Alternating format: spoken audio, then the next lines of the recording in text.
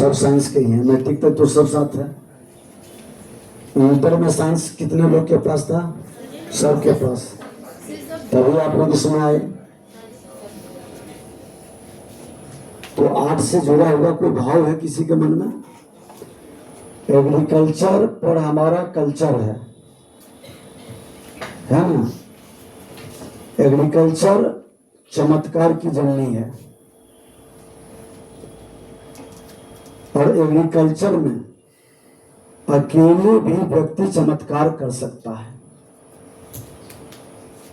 ये विशेषताएं हैं। हम कठिन मेहनत कर करके अभी ठीक कहें, हम किसानों को उत्साहित प्रोत्साहित कर करके हम बेहतर बागवानी की ओर ले जा सकते हैं, वातावरण को बना सकते हैं, उसको आइकॉन बना करके लोगों को दिखा सकते हैं। आज बिहार कई क्षेत्र में, इस क्षेत्र में आगे बढ़ा है। हमारा चतुर्थ कृषि रोड मैप के तहत कृषि के व्यवसाय को लाभकारी बनाए जाने के उद्देश्य से सरकार द्वारा अनेक बागवानी योजनाओं को राज्य में संचालित किया जा रहा है। प्रखंड उद्यान पदाधिकारी के 318 पदों पर नियुक्ति हेतु बिहार लोक सेवा आयोग द्वारा जो विज्ञापन प्रकाशित किया गया और 315 अभ्यर्थी का अनुशंसा किया गया, 185 का नियुक्ति प्रखंड उद्यान पदाधिकारी के रूप में आपको नियुक्ति पत्र का वितरण भी किया गया है।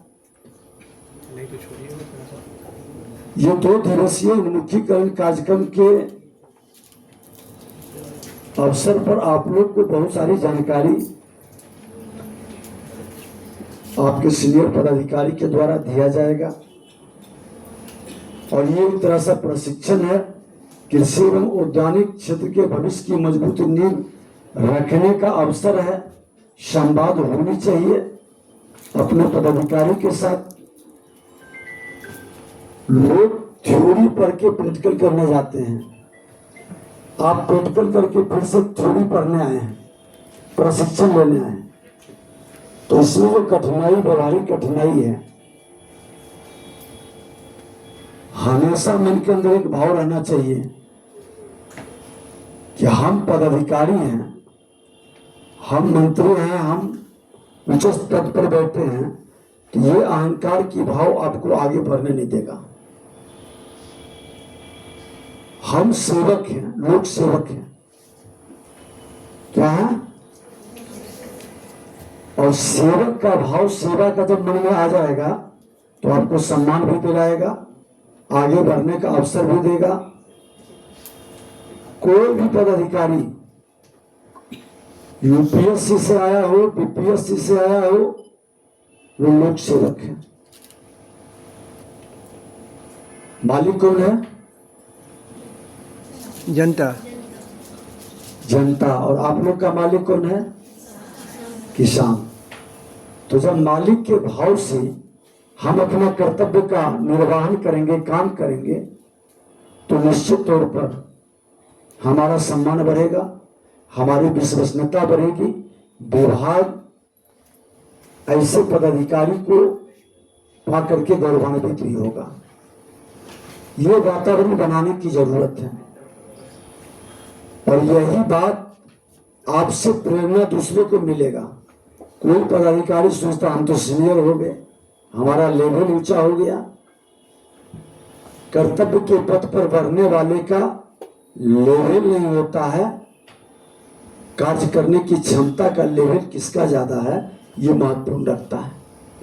और काम करने के भाव में आप सभी नवनियुक्त अधिकारीगण को इस यात्रा की शुरुआत करना है, जो आपको न केवल योजनाओं का क्रियान्वयन करना है, बल्कि किसानों के जीवन को बदलने का जिम्मा भी निभाना है। डॉक्टर क्या करता है? बीमार लोगों को ठीक करता है। जरूरत पड़ता है तो डॉक्टर भी पेशाब पैखाना की जांच करता है। उसके साथ के लोग उसके सेवा भाव में लगते हैं ना। वो कर्तव्य बोध से बना है। आप किसानों के डॉक्टर हैं, कृषि के डॉक्टर हैं। हम किसानों के भाव से काम करेंगे। अपनी धरती उपजाऊ है, इस बिहार की धरती। और यहाँ की जलवायु विविधतापूर्ण है। किसानों में अथाह परिश्रम की भक्ति है। इन विशेषताओं का लाभ तभी मिलेगा जब आप वैज्ञानिक तकनीकों, नवीन योजनाओं को हम कहीं न कहीं पारदर्शी प्रशासन का सही तालमेल किसानों तक पहुंचाएंगे। हम योजना का लाभ लंबा कैरियर है और स्टार्टिंग पीरियड में लोग करता क्या है कि दायां बायां शॉर्टकट रास्ता क्या है। अगर वो इसमें हम कैरियर बना के चल रहे हैं, कुछ लोग होंगे कि कभी और कुछ कंपटीशन दे दें, कहीं दूसरी जगह हो जाए, ऐसे मनोभाव के लोग सफल नहीं होते हैं। 100 में एकाध को सफलता मिल जाए। हमको जो मिला है हम उसमें अपना एक पहचान बनाएं। आज किसानों को आधुनिक वैज्ञानिक तकनीक, बेहतर बीज, सिंचाई की व्यवस्था, मूल्य संवर्धन और विपणन की सदृढ़ संरचना की आवश्यकता है। इन सब के केंद्र में आप होंगे एक प्रखंड उद्यान पदाधिकारी के रूप में। आपकी कार्य क्षमता, संवेदनशीलता और ईमानदारी ही इस पूरी प्रक्रिया को सफल बनाएगी। कोई भी आदमी, एक मजदूर भी है, उस मजदूर को मजबूर अब नहीं बना सकता है। वो अपने श्रम के बदौलत श्रमेव जयते का मंत्र लेकर अपने कार्य की दक्षता को बढ़ाता है और लोग उसका सम्मान करता है। अच्छे पदाधिकारी का, ईमानदार पदाधिकारी का, कर्तव्यनिष्ठ पदाधिकारी का हमेशा सम्मान हुआ है। 2-4 असुर प्रवृत्ति के लोग होंगे, नकारात्मक वातावरण बनाएंगे, लेकिन आज भी समाज में 90 से 95% अच्छे लोग हैं बैठे हुए, जो प्रोत्साहित करता है। और जो नकारात्मक है उससे भी हमको ढूंढना नहीं है, उसको सकारात्मक बनाना है, समझाकर अपनी शालीनता से, अपने कार्य की दक्षता से।